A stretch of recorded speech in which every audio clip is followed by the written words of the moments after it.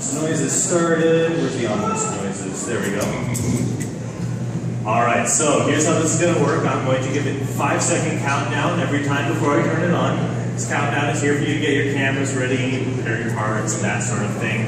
I will be waiting in between each jolt. I can only turn it on for a few seconds at a time. I have to wait in between jolts because this device is about 100 years old and it may or may not have a history of bursting into flames.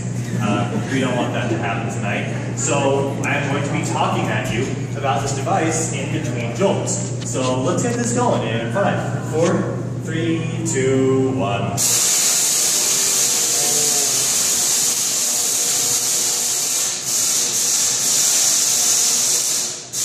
Alright, so some of you may have noticed that this thing is called a Tesla coil, especially the people over on that side, because it's labeled Tesla coil twice.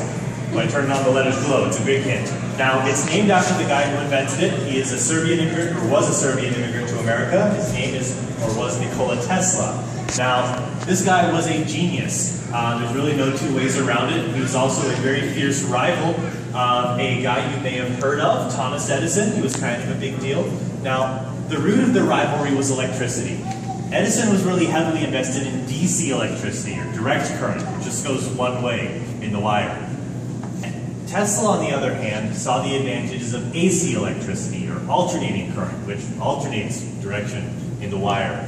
Now, it turns out the Tesla system is a lot more efficient for especially transmission from the power station all the way to your house without having to have like 12 other power stations in between. It's just a lot more cost effective.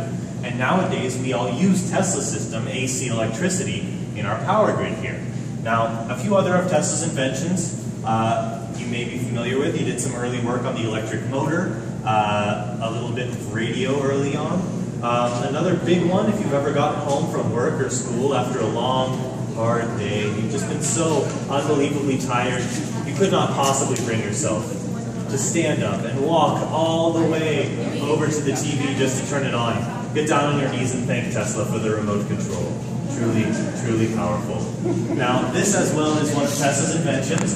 It does actually have a purpose. It's not just there to look pretty. That's my job. So if you look at the front of the container, there are lights that are arranged to spell Tesla coil. Those lights are connected to each other.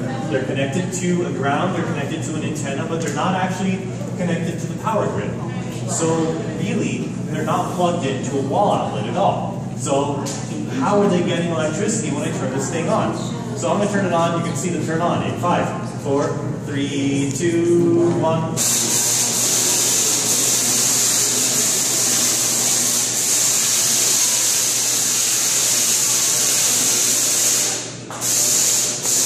How is it doing that, you ask me? Well, I will tell you, fear not. So it's doing that through a little thing I like to call electromagnetic induction. Electromagnetic induction is one of my favorite words, or series of words to say.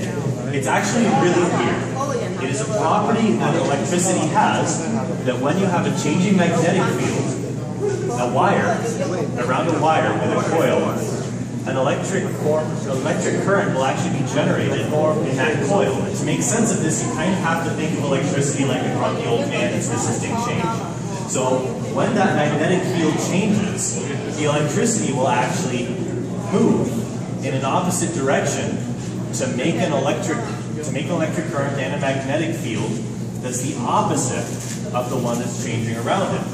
So as the electricity in this thing, the big coil, AC electricity is going back and forth and back and forth and back and forth, it is inducing an electric current in those lights right next to it. And by doing this, Tesla actually figured out that he could send electricity wirelessly through the air without wires, which is what wirelessly means, I just realized. Now, it turns out that Tesla wanted to find a way to power whole lives, cities, with free electricity, which would be awesome. But you can probably tell by looking at your power bill that it didn't happen. So I'm going to tell you more about why that didn't happen in 5, 4, 3, 2, 1.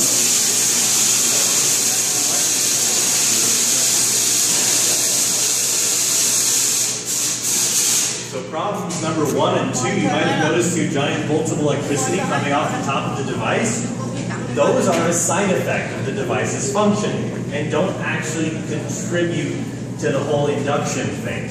Now, it turns out that if you wanted to power a city with Tesla coils, you would have to have one of these devices 20 feet tall every block.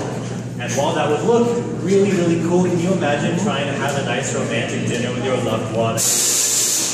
Or maybe it's a beautiful morning and the birds are singing. It would be noise pollution all over the place. But not only noise pollution, as that electricity arcs through the air, it actually ionizes oxygen, which would be confined to ozone. And we love ozone. It's in our upper atmosphere. But down here, it can actually contribute to smog pollution and lung damage and all sorts of other fun stuff like that. So a city like Los Angeles, if it were powered by Tesla coils, would be more polluted than it is nowadays, which would not be my idea of a good time. Also, that whole induction thing causes huge interference, not only in electronic devices, but also radio communications. This, if you put your hard drive down there, would mess it up very quickly. We would not have magnetic hard drive storage in a city powered by these. And also, probably the worst thing is that if it's exposed for long enough, this can actually interfere with devices that keep some people alive. We call them pacemakers. But since we here at Griffith Observatory pride ourselves on not killing our guests, we've installed this thing called a Faraday cage. It's like the grill in the front of your microwave. It's the reason that stuff outside of your microwave doesn't get cooked. So this Faraday cage is blocking your exposure to most of the electromagnetic radiation, electromagnetic fields. Now, this device is pretty old. This particular one, the design was made by Tesla about 100 years ago. This one was built not by Tesla, but it was also built about 100 years ago, which is why I'm talking right now instead of just pressing the button and laughing maniacally for minutes at a time. So let's turn it on again in 5, 4, 3, 2, 1.